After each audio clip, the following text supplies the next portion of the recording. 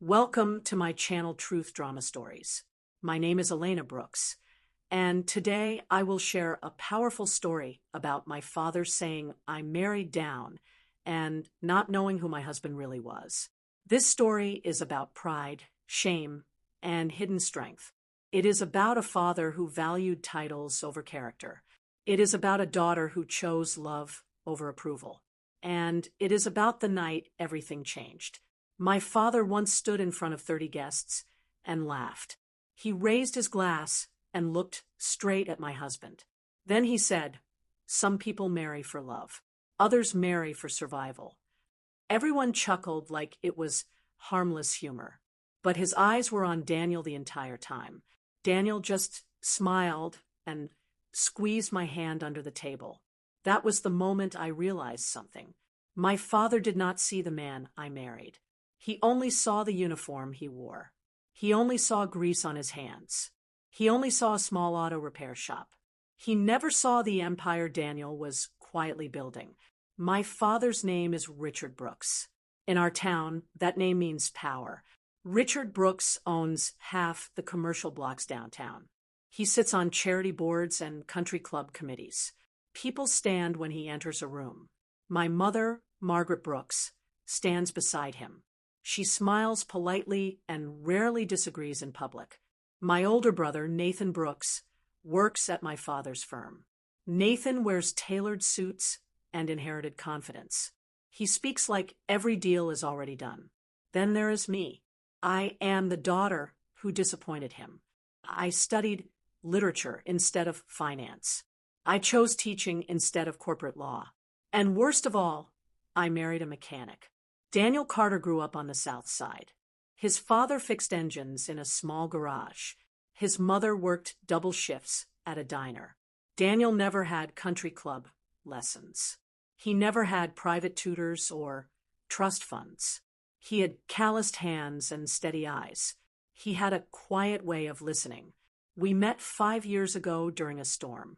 My car broke down outside his garage. Rain poured like the sky had cracked open. I walked in soaked and frustrated.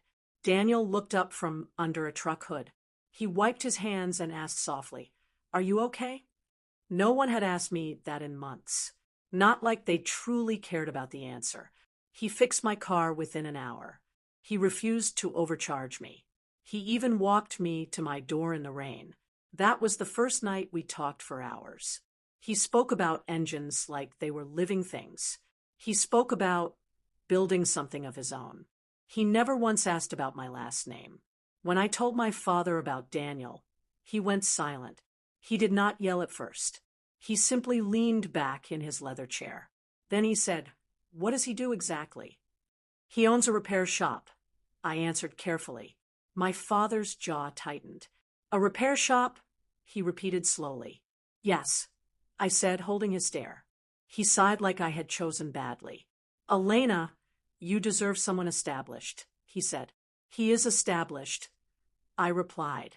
"Established men do not smell like gasoline," he said. I remember feeling small in that moment, like I was 14 again asking permission. But I was 27. I was in love, and I was tired of living by approval. Daniel proposed 1 year later. He did it in his garage after closing time. There were fairy lights strung above old tool shelves. He got down on one knee beside an engine block. His hands trembled slightly. "Elena Brooks, will you build a life with me?" he asked. He did not promise luxury. He promised partnership. I said yes without hesitation. When we announced our engagement, my father forced a smile. He shook Daniel's hand too firmly. "Take care of my daughter," he said. Daniel answered, "Always." But my father never believed him. At our wedding, my father gave a short speech. He spoke about tradition and legacy. He mentioned sacrifice and responsibility. Then he said, "Love is important, but security matters more." I saw Daniel's shoulders stiffen. I felt anger rise inside me. But I stayed silent that day. I told myself it would get better. It did not. At every family dinner, my father found a way. He would ask Daniel about oil prices. He would joke about spare parts. He once said, "Do you offer family discounts?" The table laughed politely. Daniel always stayed calm. He answered respectfully every time. He never showed how much it hurt, but I saw it in his eyes. I saw the quiet distance growing. One night, after another humiliating dinner, I broke down. We were driving home in silence. City lights blurred outside the window. "I am sorry," I whispered. "For what?" Daniel asked gently. "For how he treats you." Daniel kept his eyes on the road. "Your father only sees what he understands," he said. "And what is that?" I asked. "Status," he replied calmly. I looked at him, then. "What do you see?" I asked. He smiled faintly. "I see the future," he said. I did not understand what he meant. Not yet. What my father did not know was this. Daniel's repair shop was only the surface. 3 years earlier, Daniel had started investing quietly.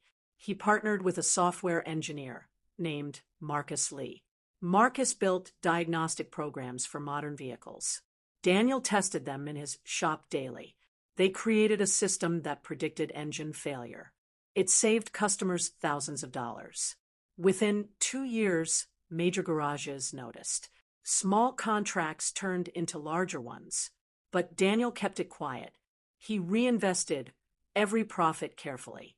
He refused flashy offices. He drove the same old truck. He wanted growth, not attention. I only learned the full scope later. At first, he protected me from pressure. He said, "When it is ready, you will know." I trusted him completely. Then came the dinner that changed everything. My father invited investors from Chicago. He wanted funding for a large property project. The house was full of polished smiles. Crystal glasses reflected chandelier light. I wore a navy dress Daniel loved. He wore a simple black suit. Before dinner, my father gathered everyone in the lounge. He introduced Nathan proudly. He praised his vision and ambition. Then he looked at Daniel. "And this is my son-in-law," he said lightly. "He fixes cars for a living." A few guests nodded politely. One man asked, "Independent shop?" "Yes," my father answered before Daniel could speak. "A modest operation." Daniel opened his mouth, slightly, but he closed it again. He let the moment pass. I felt heat rise in my chest. I wanted to defend him, but I also feared making a scene. During dinner, business talk filled the room. Property values and expansion plans dominated conversation. Daniel listened quietly. At one point, an investor mentioned fleet maintenance issues. Daniel looked up with interest. He asked a thoughtful question about diagnostics. The investor seemed impressed, but my father cut him off gently. "Elena, can you pass the salt?" he said pointedly. The message was clear. Stay in your place. After dessert, my father stood to toast. He spoke about growth and ambition. Then he laughed softly. "My daughter married for love," he said, "not for balance sheets." Laughter rippled around the table. I felt Daniel's hand tighten around mine. That was the night something shifted inside me. Not anger alone, not shame alone, something deeper. I realized I had been protecting my father's image, while he dismantled my husband's dignity. When we left that evening, rain started again. It reminded me of the night we met. Daniel unlocked the car without speaking. I touched his arm gently. "Tell me everything," I said. He looked at me seriously. "Are you ready to hear it?" he asked. I nodded, because I was done being blind. And I was done being silent. Daniel started the engine, but did not drive yet. Rain tapped softly against the windshield. Streetlights blurred into long golden lines. He kept both hands on the steering wheel. "I did not want this to become a competition," he said quietly. "A competition with who?" I asked. "With your father," he answered. My chest tightened. "It was never about him for me," Daniel continued. "It was about building something real." I turned in my seat to face him. "Then tell me what you built." I whispered. He took a slow breath. Marcus and I formed a company 2 years ago, he said. It is called Carter Diagnostics. The name sounded simple, too simple for what came next. We design predictive software for commercial vehicle fleets, he explained. It reduces breakdown costs and prevents major failures.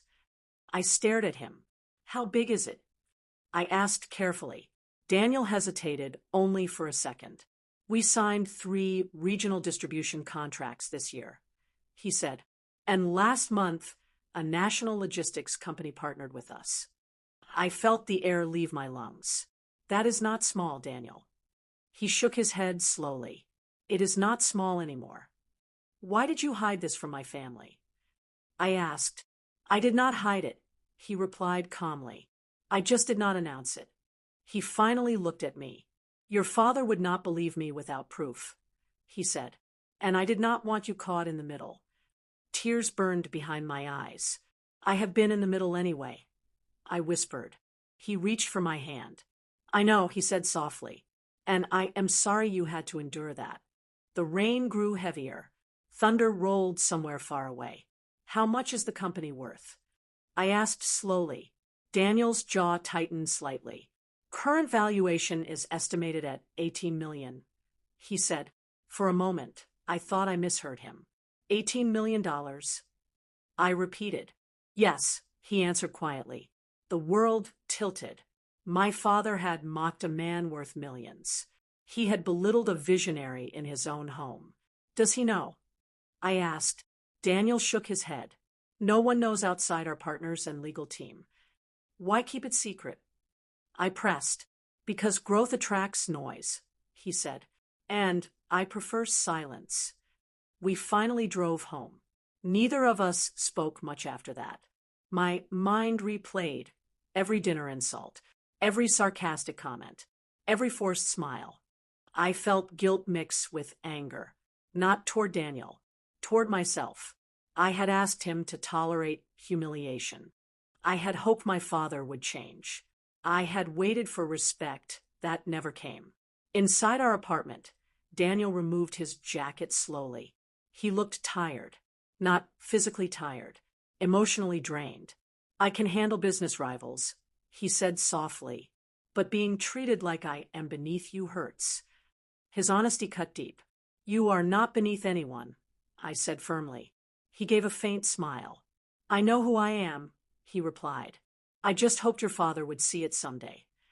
I walked closer to him. He will, I said. Daniel studied my face, carefully. Are you sure? He asked. I am not sure, I admitted, but I am done letting him define us. That night, I barely slept. I kept thinking about my father's next move. He had been struggling financially lately. Nathan mentioned cash flow problems during dinner once. Large projects required larger investments. My father depended on outside investors now. The Chicago group seemed critical, and Daniel's company specialized in fleet diagnostics. The same field discussed at dinner. A thought formed slowly. What if paths cross professionally? The idea unsettled me. I did not want revenge, but I wanted truth. The next morning, I visited my mother alone. Margaret Brooks welcomed me with careful warmth. She poured tea into delicate cups. You left quickly last night, she said gently. We had enough, I replied. She avoided my eyes. Your father was only joking, she insisted.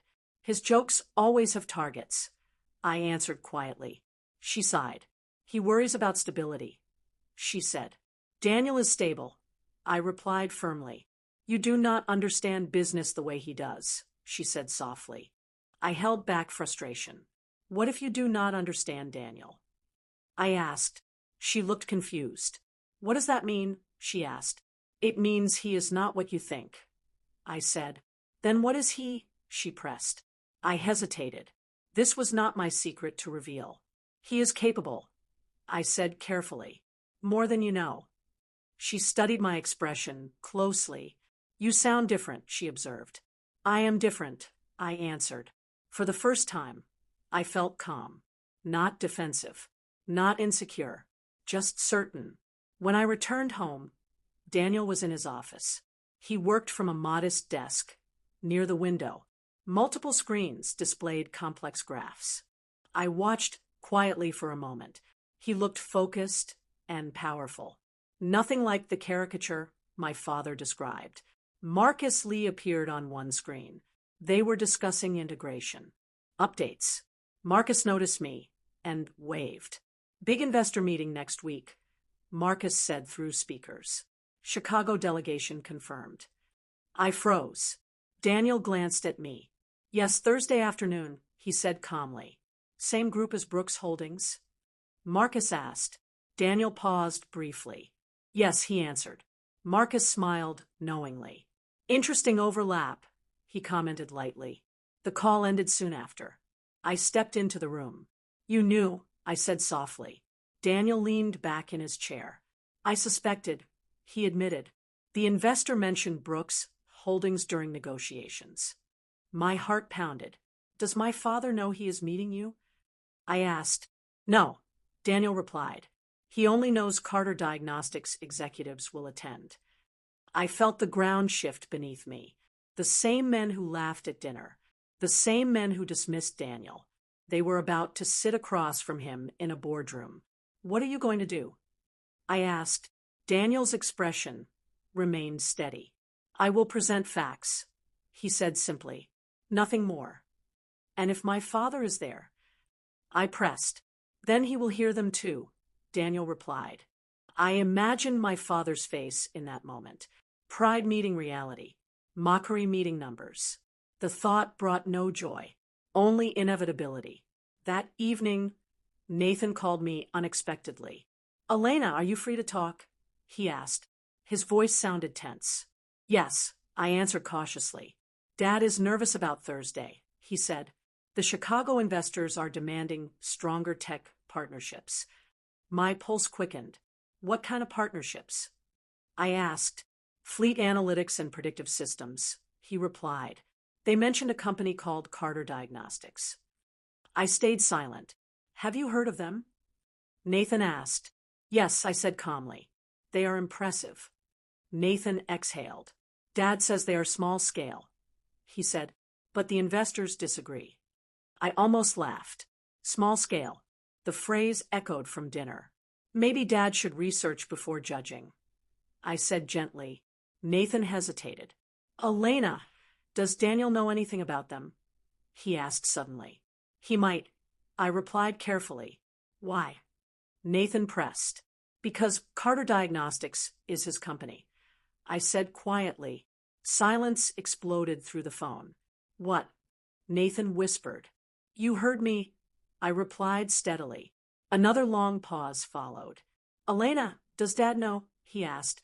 No, I answered. Nathan let out a low breath. This is going to be a disaster, he muttered.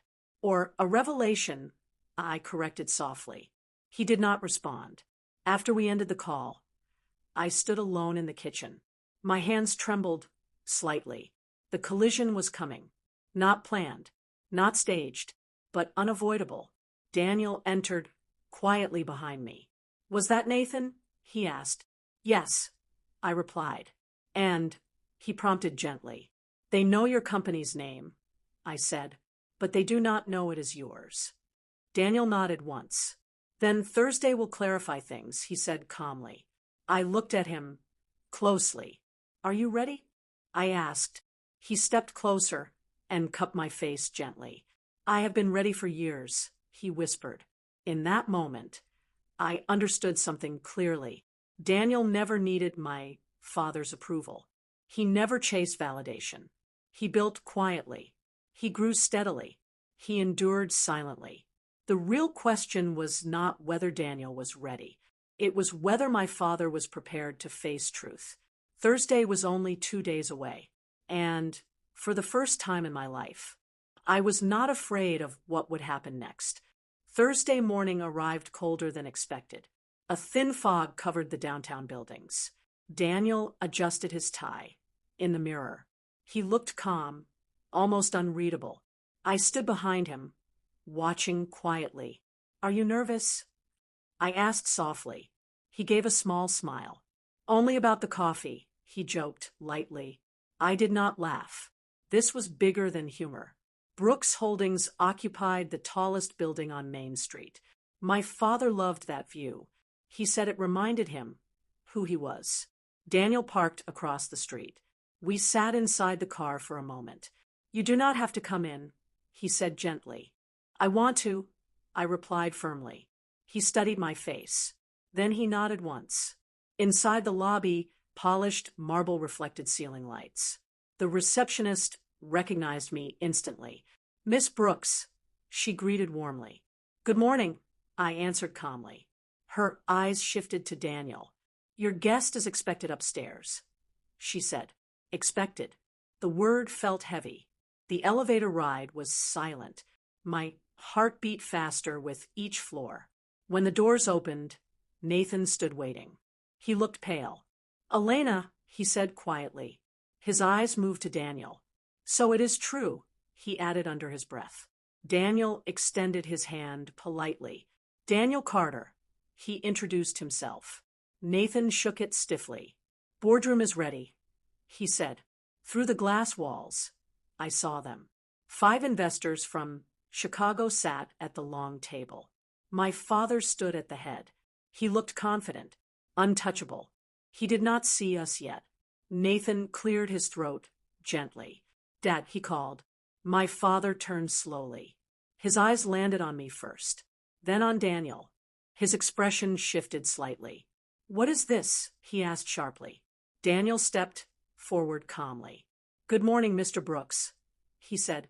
I am here regarding Carter Diagnostics. The room fell silent. One of the investors smiled knowingly. Ah, perfect timing, he said. My father blinked. You represent them? He asked Daniel. I founded the company, Daniel replied evenly.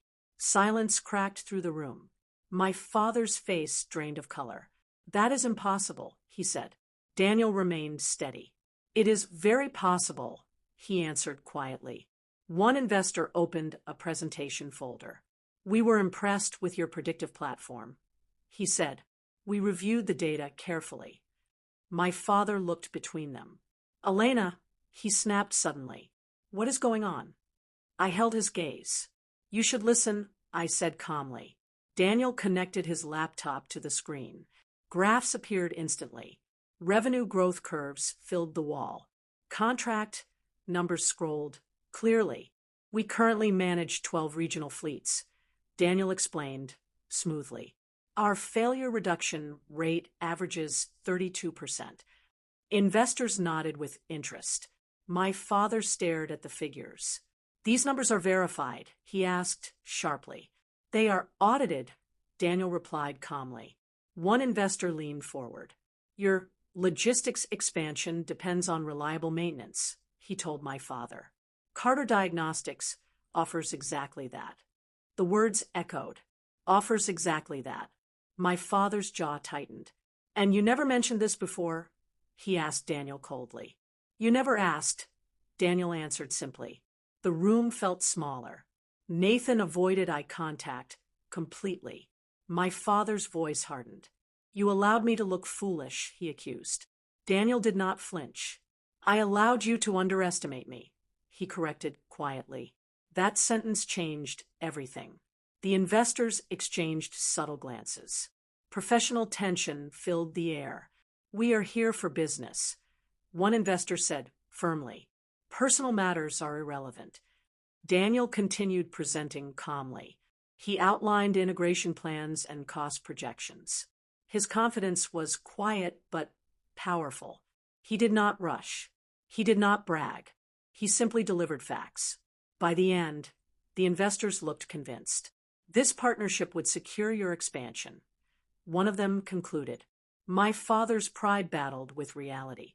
He finally cleared his throat. We will review internally, he said stiffly. Daniel nodded respectfully. Of course, he replied. He closed his laptop gently. The meeting officially ended. Investors began packing their files. One approached Daniel privately. We value integrity, he said quietly. Your approach speaks volumes. Daniel thanked him politely. As people exited the room, silence remained. Only my father, Nathan, Daniel, and I stood there. The door closed behind the last investor. My father turned slowly. "How long?" he demanded. "3 years," Daniel answered. "And you let me mock you?" he pressed angrily. Daniel's eyes met his steadily. "You mocked a version of me you created," he said calmly. "I never agreed with it." The truth hung between them. My father looked at me next. "You knew," he accused. "Yes," I replied. "And you said nothing?" he added. "I was waiting," I answered quietly. "For what?" he snapped. "For you. To see beyond status," I said. His shoulders dropped slightly. "You embarrass me in front of investors," he said coldly. Daniel stepped forward. "With respect, sir, you embarrassed yourself," he replied evenly. Nathan inhaled sharply. The words were sharp but true. My father looked shaken. He walked toward the window slowly. City buildings stretched below. He loved this view. Today it looked smaller. "You think money changes things?" he asked quietly. Daniel shook his head. "No," he said. "Character does." Silence followed again. I felt something shift deeply. Not victory, not revenge, just exposure. The illusion had cracked. My father finally faced us. "You could have told me," he said. "You never wanted to hear." I replied gently. That sentence seemed to wound him. He removed his glasses slowly. "For years I tried to protect you," he said to me. "From what?" I asked softly. "Struggle," he answered. I looked at Daniel. "He knows struggle," I said, "and he built success from it." Nathan finally spoke. "Dad, the investors are serious," he said carefully. "We need this partnership." My father looked tired, suddenly, older than I remembered. "Set up the contract review," he muttered. Nathan nodded and left quietly. Now it was just the three of us. My father faced Daniel directly. "I misjudged you," he said slowly. Daniel waited. "I valued presentation over substance," my father continued. "Yes," Daniel answered honestly. The admission lingered. "I do not like being wrong," my father added. "No one does," Daniel replied calmly. A long pause followed. Then my father surprised me. "I was wrong about you," he said clearly. The words felt heavy and rare.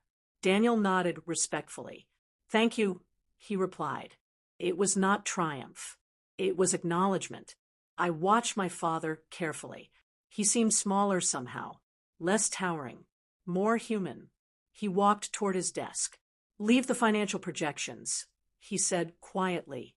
Daniel placed the folder down. "We will," he answered. As we turned to leave, my father called my name. "Elena." I stopped. "I wanted security for you," he said softly. "You chose strength instead." I felt tears forming. "I chose partnership," I corrected gently. He nodded once. We walked out together. The hallway felt lighter. Nathan waited near the elevators. "Well," he said awkwardly, "that was unexpected." Daniel smiled, faintly. "Business usually is," he replied. Nathan looked at me. "You knew all along," he said quietly. "Yes," I answered. He shook his head slowly. "I underestimated him too," he admitted. "That seems common," Daniel said lightly. Nathan almost smiled. Almost. The elevator doors closed behind us. As we descended, I finally exhaled fully. Daniel squeezed my hand gently. "You okay?" he asked softly. "Yes," I whispered, but it was more than okay. It felt like a release. Years of silent tension dissolved. When we stepped outside, the fog had lifted. Sunlight reflected off the glass building. I looked up at it once more. It did not intimidate me anymore. Daniel unlocked the car. Before getting inside, he paused. "This changes things," he said quietly. "Yes," I agreed. "Are you ready for what comes next?" he asked. I met his eyes without hesitation. "For the first time," I said, "I am not afraid of it." The partnership moved forward faster than anyone expected. Within 2 weeks, Brooks Holdings signed the integration agreement with Carter Diagnostics. Press releases followed. Industry blogs picked up the story. Strategic Tech Alliance strengthens regional logistics. That was the headline. My father approved the wording personally. Daniel never asked to be featured. He only asked for accuracy. The first joint board meeting felt different. Respect replaced skepticism. Preparation replaced ego. My father listened more than he spoke. That alone was historic. One evening after a late meeting, my father asked Daniel to stay behind. I waited outside the conference room. Through the glass walls, I saw them talking. No raised voices, no tension, just conversation. When Daniel came out, he looked thoughtful. What happened? I asked. He asked how I started. Daniel replied. And I told him the truth. The truth was not glamorous. Daniel had worked 2 jobs while building early prototypes. He borrowed against his savings. Marcus coded for months, without pay. They failed twice before the software stabilized. They nearly shut down the company once, but they didn't. He said he respected that. Daniel added quietly, I stopped walking. He said that. I asked. Yes, Daniel answered. I felt something soften inside me. The transformation was not dramatic. It was gradual. My father stopped making sharp jokes. He asked questions instead. He invited Daniel to strategy sessions, not as my husband, but as a partner. One Sunday dinner changed everything completely. We gathered at my parents' house again. Same dining table, same polished silverware, but the atmosphere felt different. Nathan discussed expansion numbers excitedly. My mother listened carefully. My father turned to Daniel mid-conversation. What do you think about the Denver fleet rollout? He asked. No sarcasm, no edge, just genuine curiosity. Daniel responded thoughtfully. He outlined risk mitigation and phased deployment. My father nodded slowly. That is solid thinking, he said. I caught my mother watching the exchange. Quietly, she looked relieved. After dessert, my father stood unexpectedly. He raised his glass slightly. I owe someone at this table an acknowledgement, he said. Silence fell. He looked directly at Daniel. I confused quietness with weakness, he admitted, and I was wrong. The room held its breath. You built something remarkable, he continued, and more importantly, you stood firm without arrogance. Daniel remained composed. That deserves respect. The word hung in the air. Respect. Not approval. Not tolerance. Respect. Daniel lifted his own glass slightly. Thank you, he said simply. No gloating. No prideful grin. Just dignity. Later that night, as we drove home, I leaned back in my seat. Did you ever imagine this? I asked. Daniel smiled, faintly. I imagine peace, he said, not applause. That was who he had always been. He never chased recognition. He built value quietly. He endured criticism patiently. And when truth finally surfaced, he did not weaponize it. He let it speak. Months passed. The partnership flourished. Brooks Holdings stabilized financially. Carter Diagnostics expanded nationally. Marcus joked that family dinners now felt like board meetings. Nathan and Daniel developed an easy rhythm. They debated strategy without ego. Sometimes I watched them and smiled. Growth had happened on both sides. One afternoon, my father visited our apartment for the first time. He looked around our modest living room, not with judgment, but with understanding. You built all this from here? He asked Daniel. Yes, Daniel answered. My father nodded slowly. I started in a garage, he said quietly. I had never heard that story before. Neither had Daniel. For the first time, I saw common ground.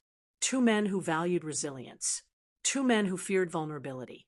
2 men who learned, slowly, that pride can isolate. Before leaving, my father turned to me. "You were right," he said softly. "I raised you to choose strength." I smiled gently. "You did," I replied. "But strength does not always look loud." He nodded once, and that was enough. That night, Daniel and I stood by the window. City lights flickered below. "Do you regret not telling them sooner?" I asked. "No," he answered calmly. "People rarely believe what they are not ready to see." I leaned into him. "And now," I whispered. "Now they see," he said. The journey had not been about proving worth. It had been about knowing it and refusing to shrink, not for comfort, not for approval, not even for family. Sometimes the most powerful response to doubt is silence. Sometimes the strongest victory is dignity. And sometimes the people who underestimate you become the ones who learn from you. If you made it this far, thank you for being part of this story. Stories like this remind us that success is not always loud, and strength is not always obvious. If this resonated with you, make sure to like the video and subscribe to the channel for more stories about resilience, growth, and unexpected redemption. Drop a comment below and tell me, have you ever been underestimated? And how did you respond? Until the next story, remember this: you do not need to announce your value. Build it quietly. Let the world catch up.